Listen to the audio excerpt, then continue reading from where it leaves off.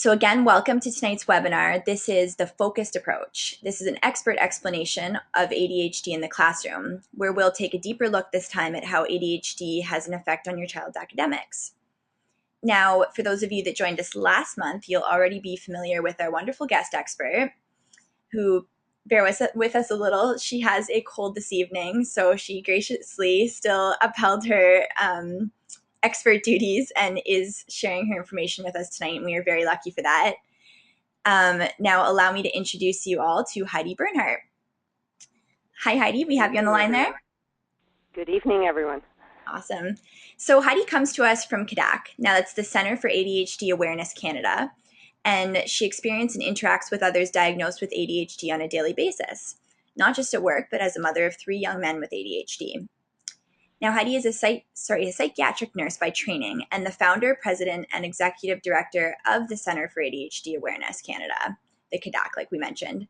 That's a national not-for-profit organization dedicated to awareness, education, and advocacy for ADHD. So Heidi also served as the executive director of the Canadian ADHD Resource Alliance, which is referred to as CADDAC, a national not-for-profit organization of the leading clinicians and researchers in ADHD in Canada for 6 years. Now, over the past 18 years, Heidi has helped raise awareness and understanding of ADHD among parents, educators, healthcare professionals, industry leaders, even government officials through presentations, conferences like this, media interviews, and advocacy work. Now, Heidi, we are so honored to have you returning to us once again this evening and agreeing to share all of your ADHD knowledge. And at this point, I'll allow you to take it away with your presentation. Oh, thank you. It's my pleasure to be here. So we'll start tonight with a very quick overview of the presentation last month. As you'll recall, we talked about there being 3 core symptoms of ADHD. Difficulty regulating attention, not just inattention, which means that children and students with ADHD can under and over focus. They can do both. They have difficulty prioritizing focus and switching their focus. So it's regulating focus overall that is the issue. Hyperactivity and impulsivity are the 2 other what's considered core symptoms. But what we know from research is that it is the difficulty regulating attention that is most impairing in the classroom. The hyperactivity and impulsivity can be annoying to others, other students, parents, teachers, other educators, but it is the difficulty with the attention fluctuating and going out that causes long-term impairments and gaps in learning for these students. There's 3 core types or subtypes of ADHD depending on the symptoms that are portrayed. So primarily inattentive, which we used to call ADD, is just difficulty with regulating attention without hyperactivity and impulsivity. Primarily hyperactive is very rare and almost never seen. And the combined type with all 3 core symptoms is the most important. Another symptom that, while not considered one of the 3 main core symptoms, and the reason for this is because it's very difficult to quantify it. We have rating scales for the other 3 symptoms, but we do not have it for emotional regulation. This, although it's very well known that people with ADHD from childhood into adulthood have difficulty with emotional regulation. They become more easily frustrated, and when they are frustrated, it's much more difficult for them to cope with the frustration. Now, what we're going to be focusing on, one of the things tonight, is called executive functioning impairment. I look at this as being the hidden learning disability. It is actually labeled as a learning disability, but unlike other learning disabilities, it can impact a student right across the board. if you have a learning disability, say in dyscalculia, which is a learning disability in math, you will do poorly in math, but you won't do poorly in other subjects where the math disability does not impact it. You'll see as we go through looking at executive functioning, what it is and when it is impaired, how this can impact the student right across all the subjects, and how it can make the student look like they're lazy or unmotivated or not trying very hard, but it is an actual impairment for these students. The other important thing to know is that executive functioning impairment also impairs regulation of self-management, and we'll talk a little bit more about that later on. And it also, we think, has something to do with difficulties with social cues and social skills as well. So what is executive functioning? So executive functioning is weakness or impairment, and it has as I said, it has a significant impact in overall functioning, not just in school, also in a lot of just day-to-day functioning. So ADHD is not the same as executive functioning or vice versa, but the vast majority of students with ADHD also have impairments or weaknesses with executive functioning, and this is why it's very important to discuss this when we talk about ADHD. So the definition of executive functioning is it's the process used to control and integrate self-management. And one of the easier ways to think about it is a way that Dr. Thomas Brown describes it as the CEO or conductor of the brain. So if you think about a CEO in a business and their function, or a conductor in an orchestra, you know, if you don't have a CEO or conductor, things do not go very well.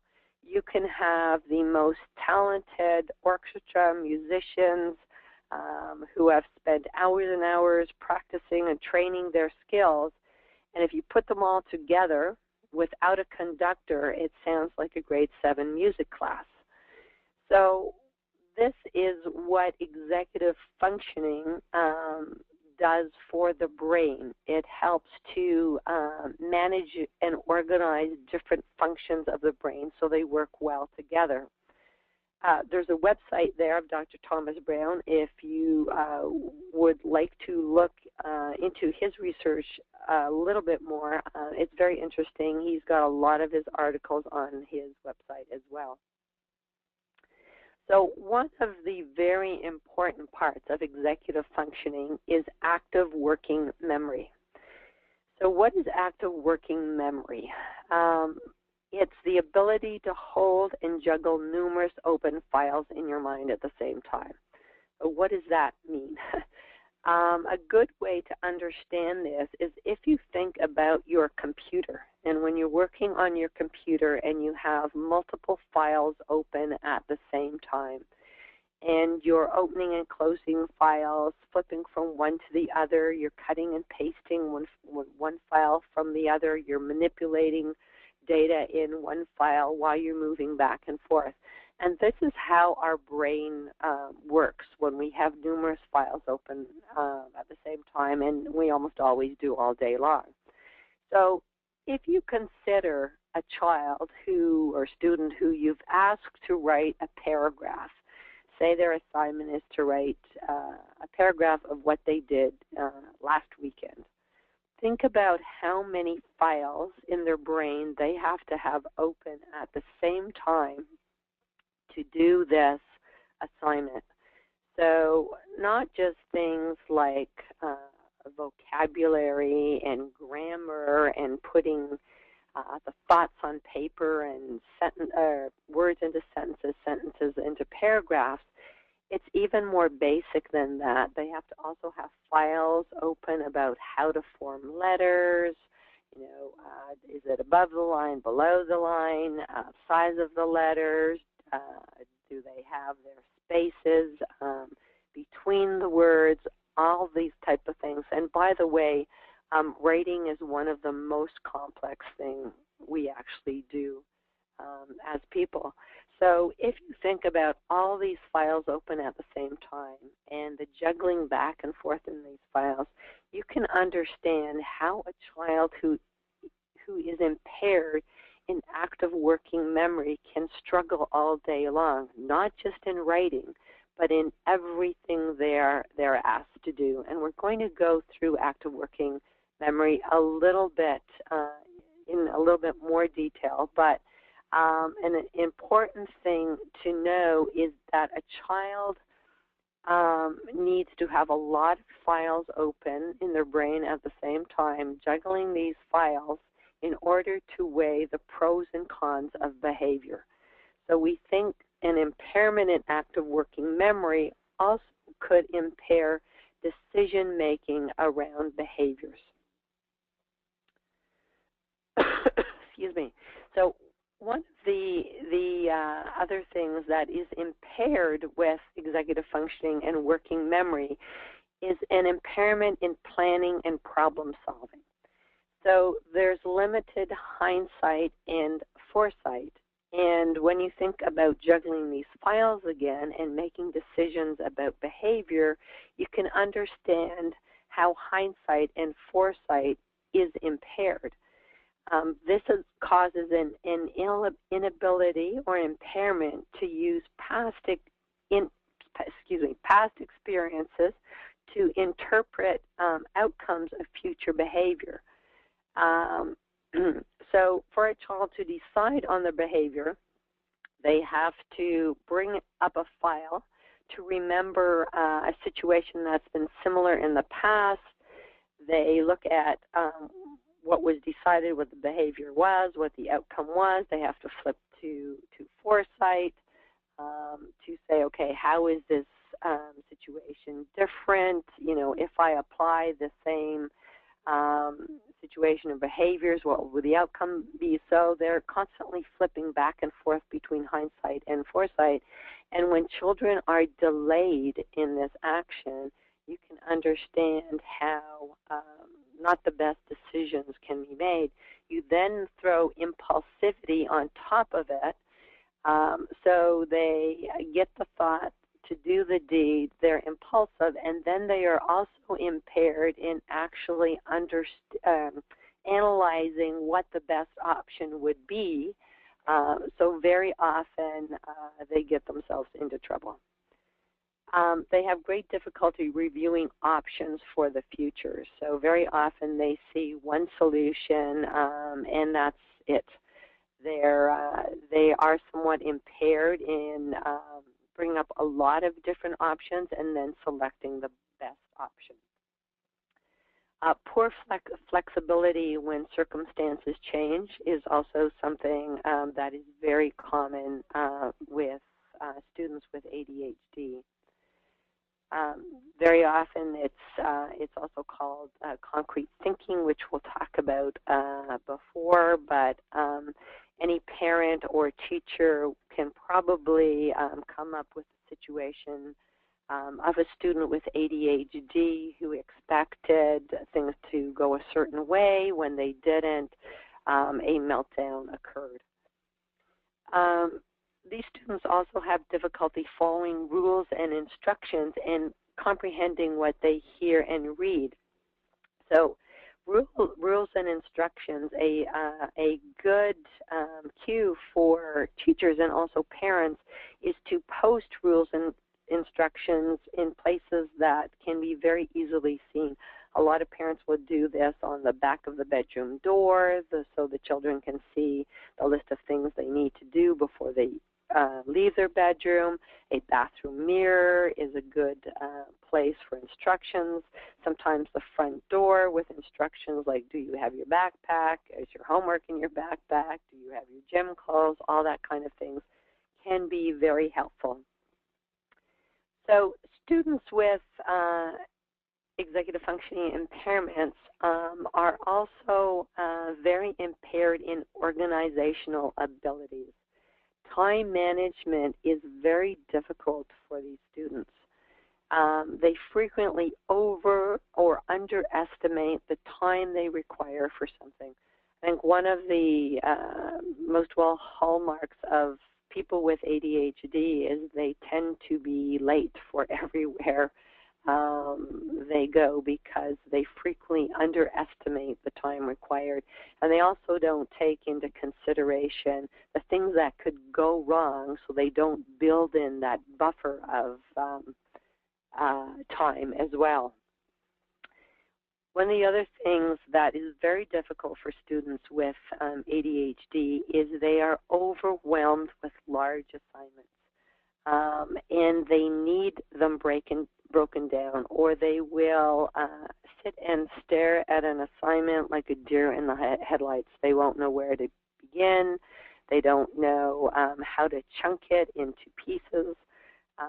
So when we talk to educators about this, we stress that when things like book reports or projects are assigned, even when the student is at an age or level where you think they should be able to do this on their own, a student with ADHD can't.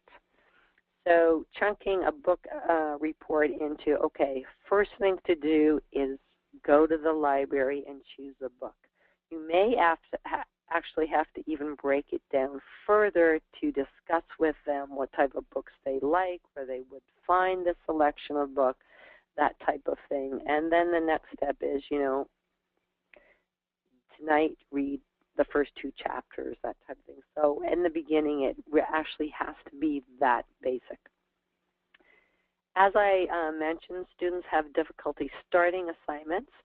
This is due to poor execution skills. They really don't know where to start.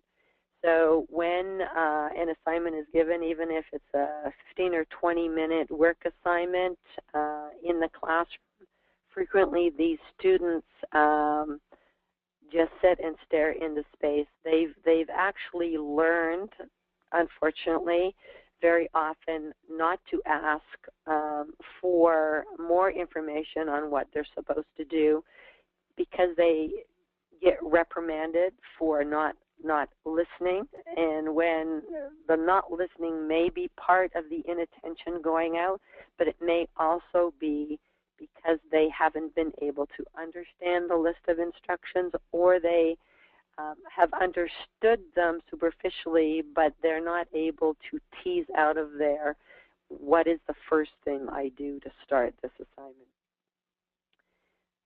They will need frequent and continuous reminders of routines, instructions, and sequences. So this is why posting these type of things on the blackboard or very clearly in the room somewhere is very beneficial for these kids. Very often by the end of September, when other students know the routine, they know what follows what during the day, what happens on Wednesday, what happens on Friday, students with ADHD still won't. They'll have great difficulty remembering to bring the books for that day, the gym clothes for that day. So constant reminders and postings are very, very helpful. What we do know with these kids is without organizational supports, they will not have a good time at school at all, and their work will really suffer. So common cognitive impairments, these students will miss signals, and they have slower reaction time.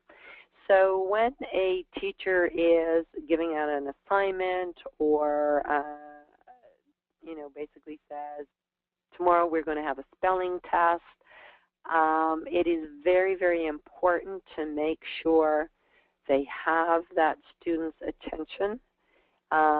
There is eye contact, and even then, sometimes the students may not actually be there. So checking back with them about what their understanding was, about what was assigned or what is due tomorrow. Things like having a homework buddy is also a great accommodation. If they have a friend or another student that they can check with at the end of the day, what homework, books and assignments need to go in their backpack, or someone they can call when they get home and they don't have a clue what homework to do, that they can use to help them out with that. Students with ADHD have reduced sensitivity to errors, so asking them to spell check or edit their own work is not successful at all. They really don't have any skills in this area generally. Difficulty being motivated and sustaining motivation of tasks is something that is very, very common. These kids tire very, very easily cognitively. So sustaining motivation is difficult for them. But also becoming motivated and starting that task is also a hallmark of ADHD. These kids live in the now. They're what we call ready, fire, aim kids. They don't really have a whole lot of skills about looking into the future and assessing for long-term goals and significance of their behavior now and how this is going to impact them in the future. And it's easier for them to discount future rewards. So we know when we do any behavior modification, which, by the way, doesn't always work very well. Frequently, it doesn't work very well for these kids because they are so impulsive. They can't slow their thinking and reactions down enough to be able to actually consider the consequences. So if you don't consider consequences for actions, that also means that the consequences have no value. So this is something that we need to know as parents and educators. Any type of consequences also have to be very immediate, long-term consequences, and collecting stickers and stars and points for weeks on end really does not work well for these kids at all. Another cognitive deficit is difficulty in listening and reading comprehension. Kids with ADHD have great difficulty with sequences of verbal instructions. If you're a teacher and you're in front of the class and you say, take out your math book, turn to page 23, read page 23 and 24, and then do questions 1 to 20, but do every other question. The student with ADHD will probably have gotten, take out your math book, and you're lucky if they get turn to page 23. Again, this is a great difficulty for these kids starting in and knowing what they're doing, and they will frequently sit in class and not begin their work or not start their work, continue their work, because they don't know where to start. They actually have not been able to follow the sequence of verbal instructions. We're not quite sure why this happens. There may be a whole lot of different reasons for it, but for our purposes, just know this is an impairment, and when instructions are given, keep them to a couple at a time, and then when that is done, then you follow up with the next instructions. Kids with ADHD, some of them have great difficulty in reading comprehension. And we know that as kids go up the grade level and their reading assignments are longer and longer, this can be very, very frustrating and time-consuming for them. You know, when you're reading and you're very tired and you get down to the bottom of the page and you can't remember what you've read, and you go back to the top and you reread it again. Well, some of these kids have to read pages 3 and 4 and 5 different times until they actually are able to comprehend. We think this has something to do with attention, but also working memory as well. So great big long reading assignments may be extremely difficult and extremely time-consuming for these students. So some more cognitive deficits. Students and children with ADHD generally have difficulty in cognitive shifting. and they can become very frustrated and reactionary when asked to shift cognitively. Remember we talked about difficulty with attention not just being inattention. It can also be over-focusing. And when these kids get involved in something that is very stimulating, like TV or computer games, Nintendos for some kids, it's texting and chat lines, that type of thing, it is very, very difficult for them to break their focus. And they become so over-focused, they can do these particular things for hours and hours on end and totally lose track of time. And when we ask them to break their focus, especially on these type of tasks, they can become very reactionary, and very often we call these meltdowns. And the child or student doesn't even know why they're doing it. But they do know what you've asked them to do is almost physically painful for some of these kids to stop focusing on what they're focusing on. And of course, what do we ask them to do all day long in school? We ask them to focus on a particular subject. These kids may take longer to become engaged and start focusing on it. We then give them a short period of time to do their work assignment. We then tell them to put it away, stop focusing on it, and switch to a totally another subject. And these kids find this very difficult, and it's one of the reasons they find great difficulty with transitions.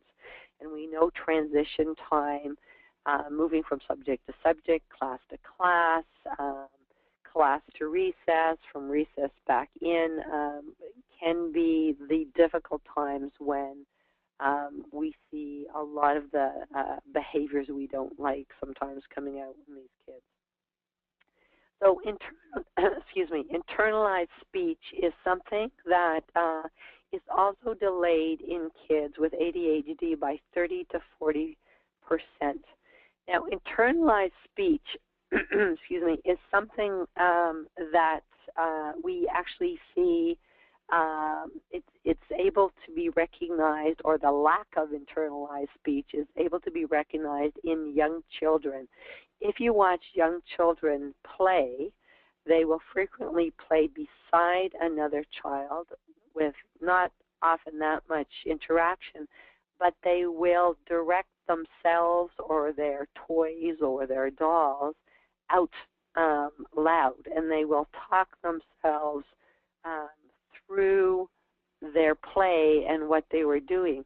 Well, as children become older, usually by school age, this self-talk that we use to direct ourselves becomes internalized, and we do this in our heads all day long. We're just not overly aware of it. But this self-talk is something that is also used around the decision-making for behavior. So again, this is something that is delayed in these students that may impact their decision-making about behavior. And just to note to parents and teachers, if kids in the younger elementary grades are still outwardly directing their speech, try not to reprimand them. Maybe there's a way they can do it so it doesn't distract others, but they do need that speech, and it will in time become internalized, but they will be slower to do that than other students. So these next few slides were given to me with the permission of Dr. Rosemary Tannick, and Dr. Tannick is one of the leading researchers in ADHD and learning, and until last year she was actually the chair of research at OISE at U of T. And these are some of the slides for the information that she's collected on the findings of ADHD and learning in these students with learning. So what we know is that these kids have a much higher rate of grade retention. They have a much higher rate of being in special education and being in special education longer.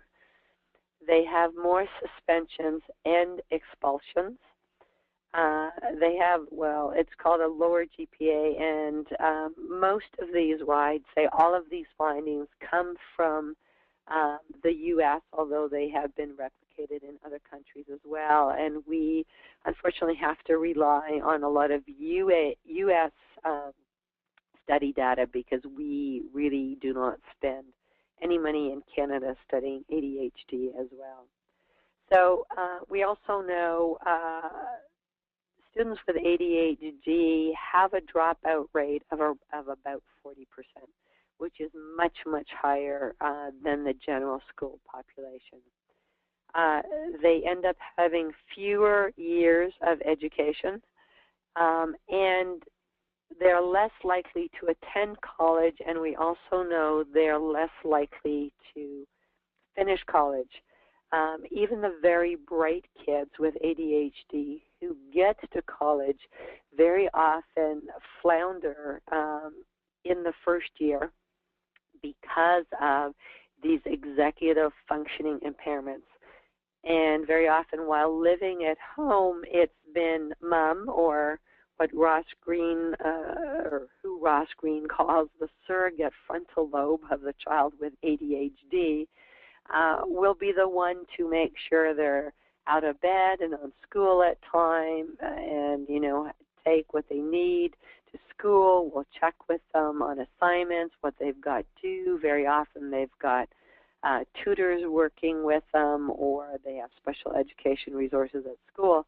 When they get to post-secondary, all these things aren't there for them. And if we think back about this executive functioning and the organizational skills and the time management and the planning that is necessary for post-secondary education, or to be successful at post-secondary education, we can understand why these kids have a really rough time.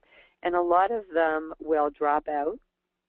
They'll work for a year or two. Sometimes they'll go back and do the same thing unless they understand where their impairments are and they actually receive help and accommodations for them, and learn strategies and skills to work around it. So here's some more information on difficulties with academic attainment. So what's interesting to note here is that as well as all these other things we mentioned in the previous slide, these students actually have an 8 to 10% percentile lower scores in mathematics and also reading. So it directly impacts their actual marks they receive on tests. So it is much more than just inattention. It directly impacts their learning. Again, this is some more information on what we would expect of students when we look at their IQ levels and that type of thing, and actually what is observed with students with ADHD. So what we need to think about and look at is the impact on the student of all of this. Generally, these students end up with poor self-esteem due to lack of success.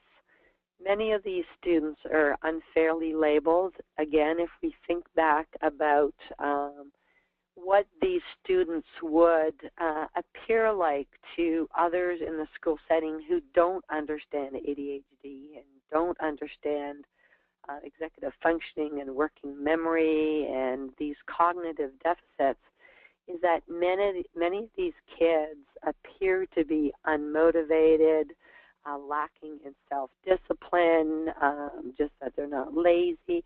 And a lot of times these students may appear, especially if they're the primarily inattentive type of subtype, where it's just their attention going out and they appear spacey during the day. Many people write them off as actually not being very bright, when exactly the opposite could be true.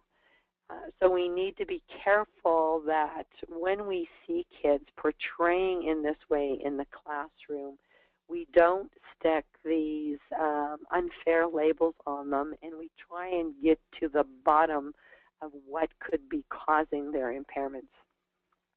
Many of these kids end up isolated, often without friends, or they're drawn into peer groups that will accept them, but that we don't necessarily want them involved in. Again, we talked about the more easily frustrated profile of these kids. Very often ADHD, when it is not treated, especially the primarily inattentive subtype, these students will develop anxiety and depression, and very often for the rest of their lives.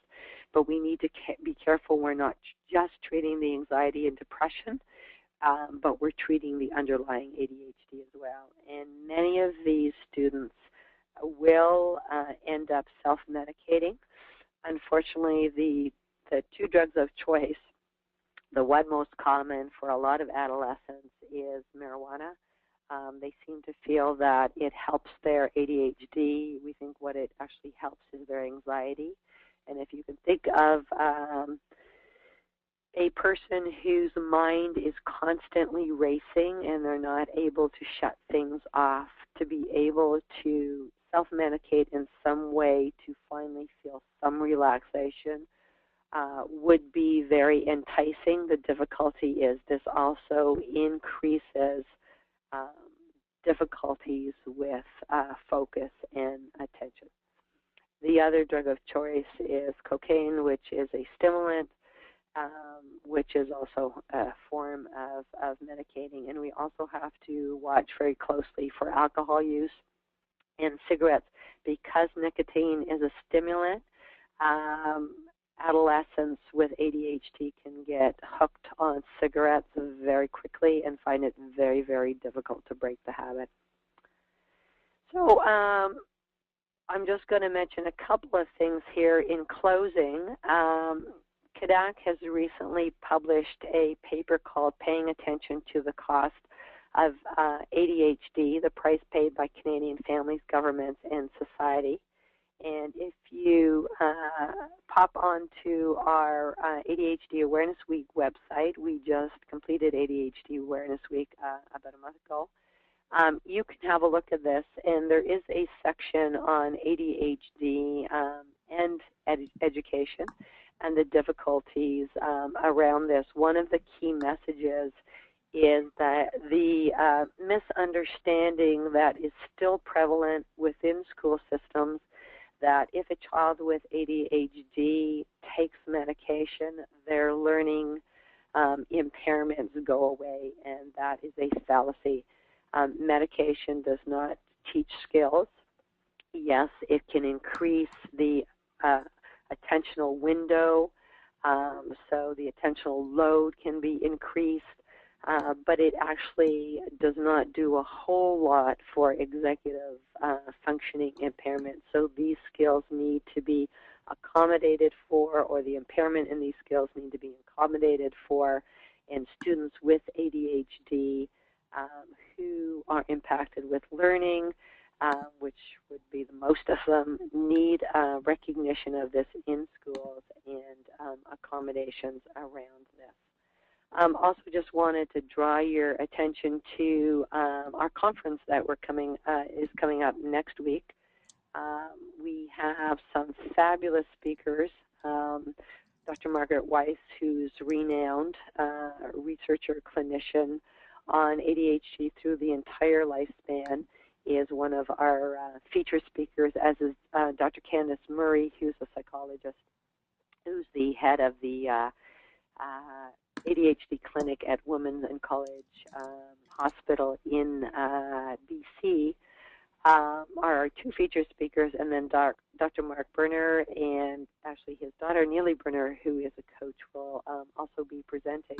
And the way we run our conferences is we have individual days geared to specific audiences so we can tailor the information for those specific audiences. So Thursday evening, the 21st, is geared to educators, but parents are also welcome to attend with the understanding that the focus will be ADHD and learning geared to educators, and that's an evening session with dinner, and then we have a full day on Friday on adult ADHD for allied health and human resource personnel.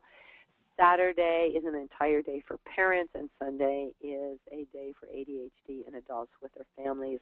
And by the way, we know one of the best ways to treat ADHD, of course, treatment should always be multimodal, but we know one of the best ways is to treat the entire family, because ADHD is hereditary, and if we just treat the child and the parent remains untreated, very often the family will continue to have difficulties.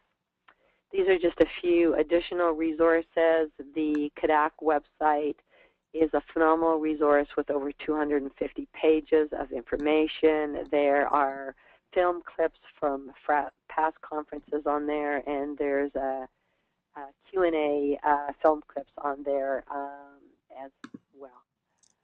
Okay, thanks for listening, and I'll close now, and I guess we'll open to questions. Amazing, wonderful presentation once again, Heidi. Thank you so much. I wanted to really quickly just go back to maybe even if we could pop back to the slide about the conference. Sure.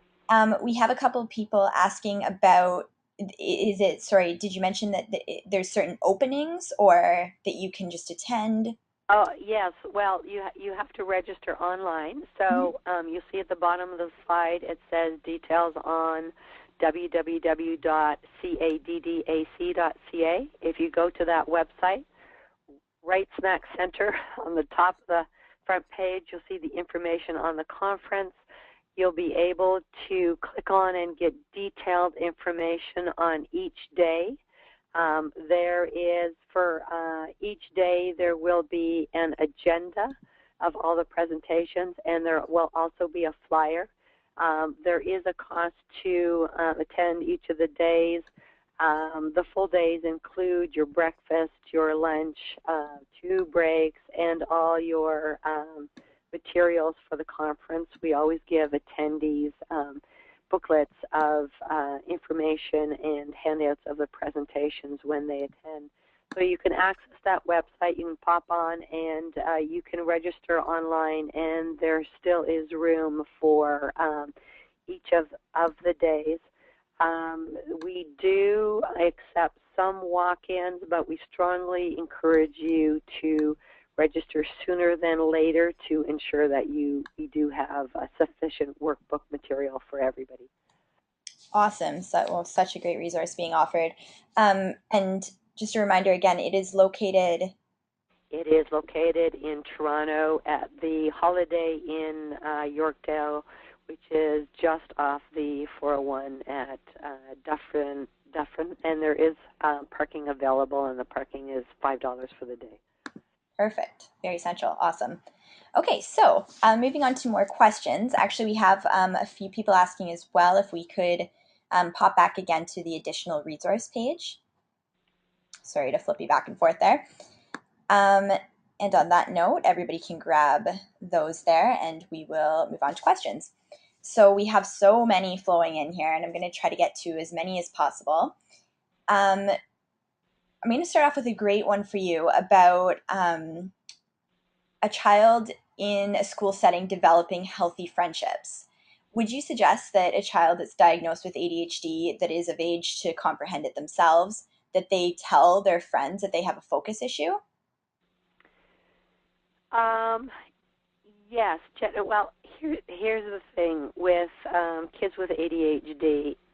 If the child is old enough to understand about ADHD, and there are some fabulous books and resources out there to help parents explain ADHD to their kids, actually quite young. But if the child understands, ADHD, they should be able to explain it to their friends in a way that their friends can comprehend and understand. And sometimes giving your child those specific tips on what language they should use to explain it, and practicing and going through it can be quite beneficial. As the child gets a little bit older, we also encourage that they learn how to self-advocate. So if they are in a setting where instructions are being given too quickly, that, we teach them ways to politely explain, that they have issues with lists of instructions, and could the person doing it, please do it slower. But what my message to parents is that if you don't talk about ADHD comfortably with your friends, and you don't mention it very much, the child very often can pick up on your reserve and start to feel bad about themselves, and that this is something to be ashamed of and not talk about.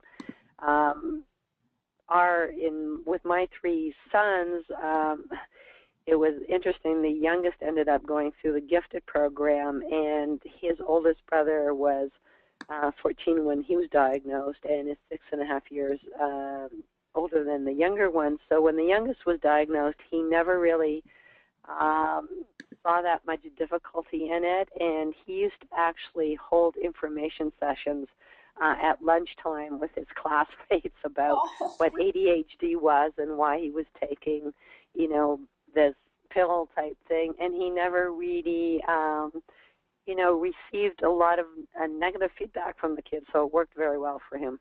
That's amazing. Actually, on that note, in relation to, you mentioned in that answer that it's important to read books to them that are related to ADHD, and for parents and teachers to read up on those books as well to learn how to explain to children how to become empowered. But this was mentioned also in the last webinar about specific books to help teach your child what ADHD is in almost like a fun setting. Right. I know we mentioned on the last call as well that a series called Percy Jackson and the Olympians by the author Rick, I hope I'm saying this right, Rick Riordan, talks about a 12-year-old boy that's dyslexic and has ADHD.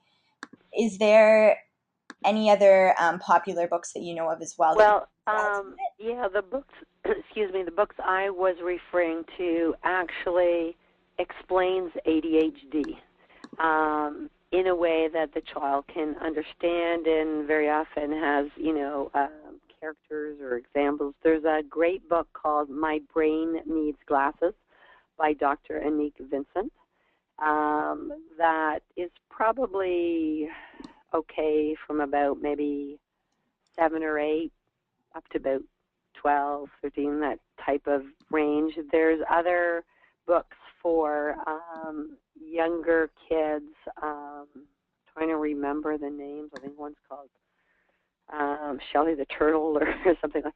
There's actually a great resource called Parent Books, and you can just actually Google Parent Books, send them an email, and ask them for their list of books on ADHD. And they have them broken down into books for teachers, books for parents, books for children with ADHD. There's also a resource on the CADDAC website under ADHD info. there's a section, a Q&A section for children and one for adolescents. So we've taken questions, actually just one of them is the last question you asked, should I tell my friends about my ADHD, or what is ADHD, how did I get ADHD, all those type of things. The questions are there. There is a short version and an expanded version that will assist parents talking to their kids about ADHD. So that's probably a good place to start. And then access parent books. You can, I think, Chapters or Amazon also have lists of them, but parent books will actually send you the document over email, and then you can order the books from them, and they'll ship them to you. Oh, wow. Perfect. That's an awesome resource. Okay. That really thoroughly answers that question. So um, we'll move on to a bit more of the classroom setting related questions. Let me just scan through here. We have somebody asking if you feel that it would be beneficial for a therapeutic recreation specialist to work with a child in a school setting. They mentioned that it's something that a lot of the schools in the US are doing, that they're employing TRSs, and if you see this as something that's maybe going to be integrated in the future. Interesting. I've actually never heard the term therapeutic recreational therapist before. Interesting. I'm not 100% sure what that therapist would do. I mean, I know here there are some therapists that are use play therapy. It's something that has not been actually shown to be beneficial for ADHD. So, but other than that, I really don't know how to answer that question. Okay, no problem. We will move on. Um, we have a teacher asking if or why does it seem like there is often a link between children with ADHD and children being actually identified as gifted? Oh, why there's a link? Well, I'm not sure. I mean, research-wise, we know that ADHD can be found in all levels of intelligence right across the board. I know there are a lot of parents and some adults who like to claim that people with ADHD are smarter, brighter, more gifted than other people. Actually, that hasn't been substantiated. There is a study that recently, I think from last year, that does actually show increased creativity for people with ADHD. Sometimes some of the symptoms of giftedness and ADHD can appear similar. So if gifted kids are very bored in the classroom, their attention can be a problem, but it is not ADHD. It's not the same thing as ADHD. Dr. Thomas Brown, actually, who I mentioned before, and his website is on some of the slides, actually has written some papers on giftedness and ADHD, and he's actually sent us an article that he published online about bright kids with ADHD that is going to be in our next newsletter. So people who become members of CADDAC, and it's $25 a year plus HST, receive 4 newsletters a year where we have guest articles in.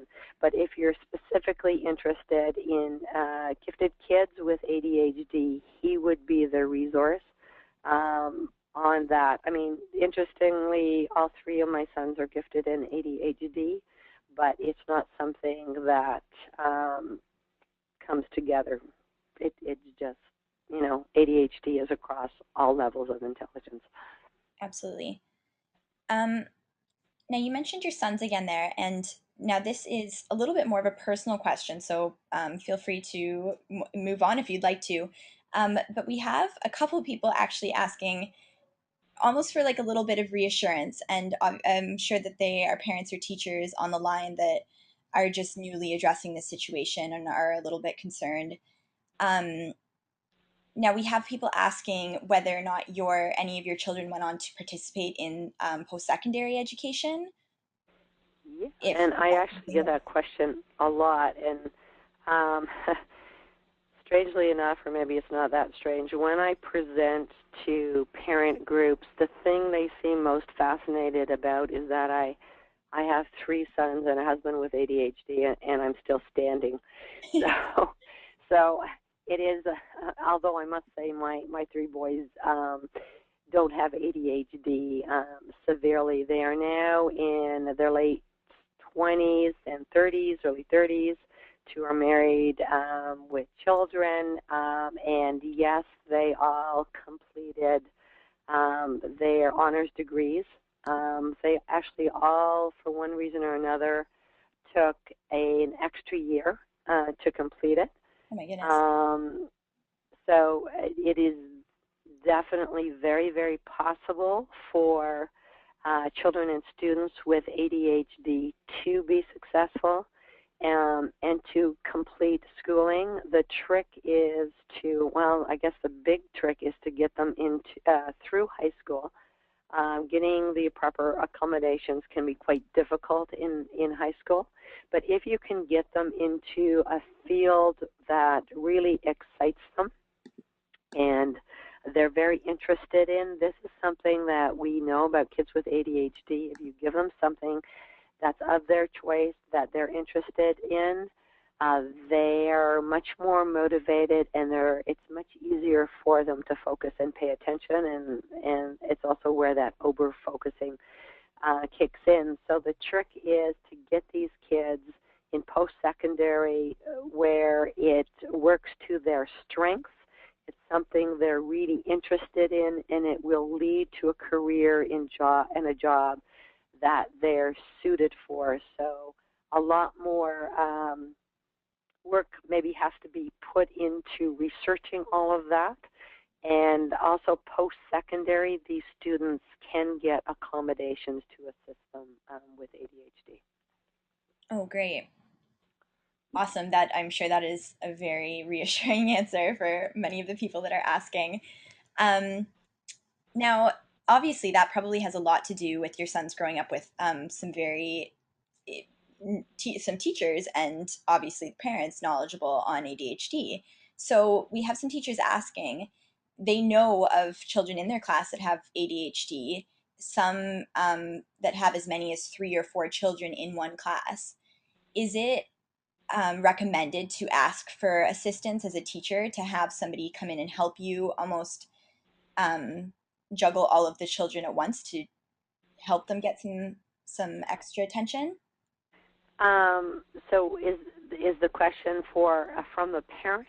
Excuse me, the parent asking if it's acceptable to ask the school to bring in other people, or the teacher is asking, is it acceptable, or is it just generally on all This one fronts? specifically is coming from a teacher, I believe. Teacher. I'm wondering Okay, how they so should approach that. yeah.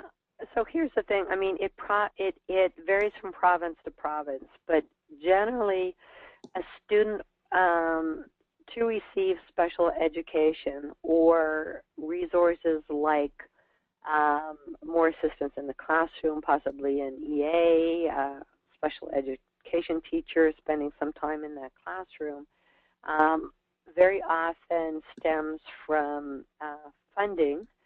And unfortunately, funding doesn't always stem from a simple IEP or recognition, but we strongly encourage that students with ADHD and parents ask that their children with ADHD be formally identified as exceptional learners, students that are impaired in learning, and of course the appropriate testing and documentation has to come with that request.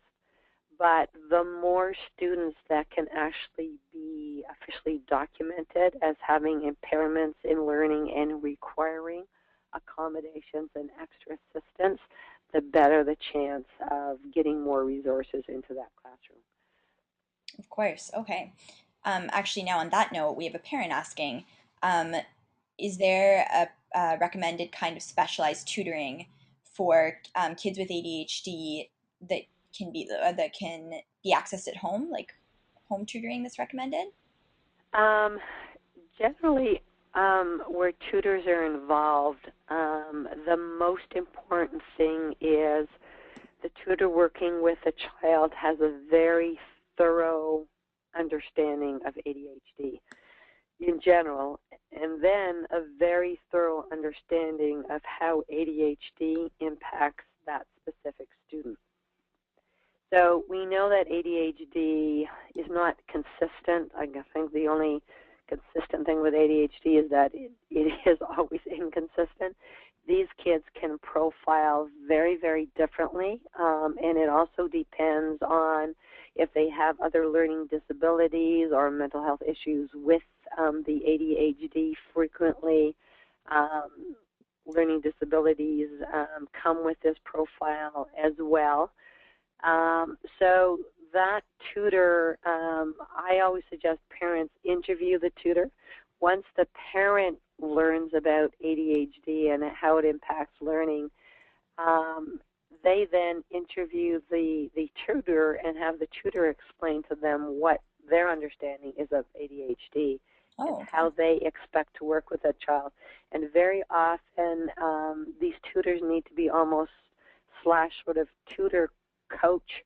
What they need to do is spend a lot of time teaching the students strategies that they can use to help organize themselves, color code their workbooks, folders, all that type of stuff, as well as just tutoring content. But a lot of times these kids can learn. They're not impaired in learning. They're actually more impaired in producing the work to show what they have learned and to organize themselves and get it done.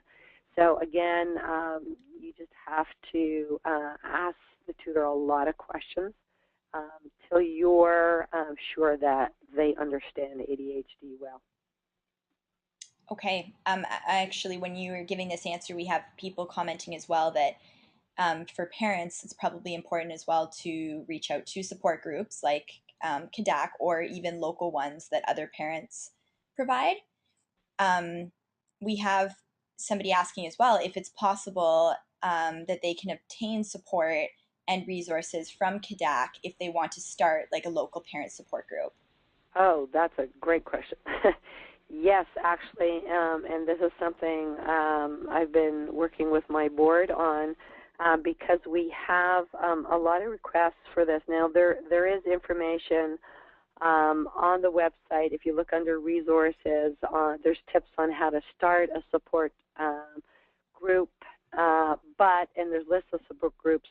But what we're also currently developing is a way to have support groups under the CADDAC umbrella.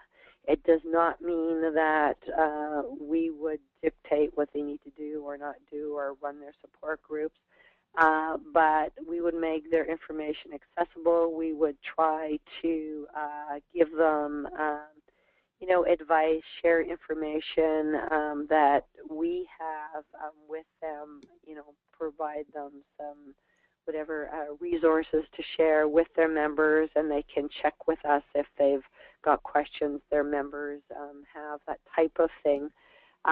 So we're just developing that now. So if that person would like to speak to me regarding starting a support group, by all means, you just pop on the website, and actually there's contact information for my assistant there, and just ask her to forward the email to me, and I'd be happy to speak with them.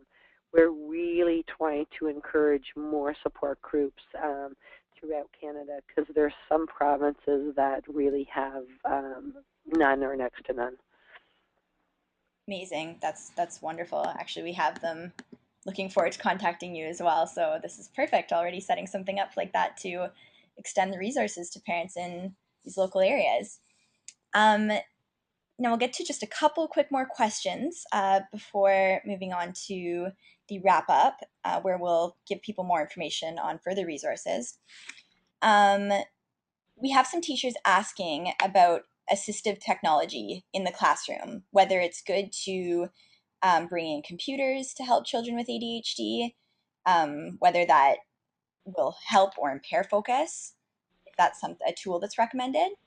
Yep, actually, for a lot of students with ADHD, they have what we call graphomotor problems. So their handwriting is almost illegible. It can be quite tiring, almost painful for them to write. They're very slow in their writing, so one of the things that is recommended is to teach them keyboarding as soon as possible. And with these kids, if they have a psychoeducational assessment that shows these difficulties, then one of the recommendations in the report will be access to a computer. And when these students are old enough, usually grade 7 and up, the Ministry of Education in Ontario, I know, provides these students with their own laptop, as well as all the software to go with it, and they will send someone to the school to train the student and train the teacher on how to use it. And there are some great assistive technology aids programs, types of things. Actually, this is something that's going to be covered in detail at the conference. Actually, and I was just going over some of this with one of the speakers this morning. So there is a lot of technology out there. I know the speaker I was talking to this morning said in her area in British Columbia, they're actually providing iPads for a lot of students with learning disabilities in the classroom. So yeah, we find a lot of this assistive technology can be very helpful for these kids. Great. Perfect. So last question we'll get to here. We had somebody actually in a previous webinar ask this question and ask that it be brought up as well in this webinar about the connection between the fact that it's a reality that many parents on this call that have children being diagnosed with ADHD or displaying the symptoms actually have ADHD themselves. Mm-hmm. Now, would you find that there are key things to recommend to a parent with ADHD on how to recognize the signs in their children? Like if it is something, I know, sorry, I'm trying to really nail this question. I know you mentioned in the first presentation the hereditary factor, like the chances of your child having ADHD if you do. Could we just touch on that again? Maybe just Sure. Yeah, we know the vast amount of cases of ADHD are hereditary. You can have ADHD, a secondary ADHD from a brain trauma, but generally it is inherited. If a child has ADHD, there is a much, much greater chance they are going to have a sibling or a parent with ADHD. And if an adult has ADHD, there is, of course, a higher chance they are going to have a child with ADHD. So there are some red flags for the child, of course. One of them is struggling at school. You know, a lot of the things we went over in today's presentation, if you see those type of things in your child, those would be red flags. You know, getting reports from the school that the child is having difficulty remaining seated, paying attention, being distracted, completing their work, that type of thing. A school should never and usually never does say to a parent, I think your child has ADHD. All they can do is relate what they see in the classroom, the difficulties the child is having, and then they should recommend that the parent take the child to a specialist in ADHD. And when the assessment is done, it should be very thorough. The whole write-up is on our website as to what to expect from a proper assessment. And it is just as much ruling out any other medical, physical, or mental health disorder that may be mimicking symptoms of ADHD as ruling in ADHD. And again, I just reiterate, because ADHD runs in families, it is very, very important that all the members in the family that suspect that they have ADHD be thoroughly assessed and, if appropriate, diagnosed and treated. Treatment does not always mean medication. Medication is an option, but medication should never, ever be the only treatment. ADHD should always be treated multimodal. And we do know if a parent has ADHD, if they are properly treated, chances are they will end up being a much better parent for that child with ADHD. These kids can be a huge challenge. I know from my three. They can sorely try your patience. And remember, we said people with ADHD are not very good with dealing with their frustration and become more easily frustrated. So you can see how that dynamic just feeds on itself in a family. So becoming educated about ADHD is the very, very first step and best step. Perfect. Thank you for turning that into a very comprehensive answer from a jumbled question there. I just wanted to touch on that again because it does seem to be a very popular question, connecting the two, parents with ADHD and having children with ADHD. And I think a lot of teachers as well seem to express their concern with approaching a parent about it because they don't want to possibly offend them as well if it is something that they're almost referring to as a connection. So yeah, it's a difficult topic to approach. And again, the best way is just to outline the difficulty the child is having. I think it's also very important to do it in a way where it's not seen as criticizing the child. And the parent will very often come back with, oh, well, they just need to learn how to do it, or they just need to try harder. And I think that's a perfect time for the teacher to say, no, I actually see your son or daughter really trying hard, but this is something they're having, great difficulty with. And just constantly stress how you are on the child's side and you want to see that child be happy and successful. Don't forget, the majority of these kids' days is spent in school, so they need to be happy there and successful. Awesome. Perfect wrap-up question there. Thank you so much, everybody, for your questions. We're so sorry that there are so many and that we can't get to them all, but hopefully we covered quite a few relevant ones to you. So, Heidi, I just wanted to thank you so much for being on this call once again, and to the whole Center for ADHD Awareness Canada, CADDAC, for all of your continued support over the past couple months with both of these webinars, and for sticking it out tonight with a cold and everything. You sounded awesome. Now, for everybody on this call, if you did find this webinar valuable, feel free to visit community.scholarschoice.ca for more awesome educational articles. And this specific webinar recap will be available next week on Thursday, November 21st.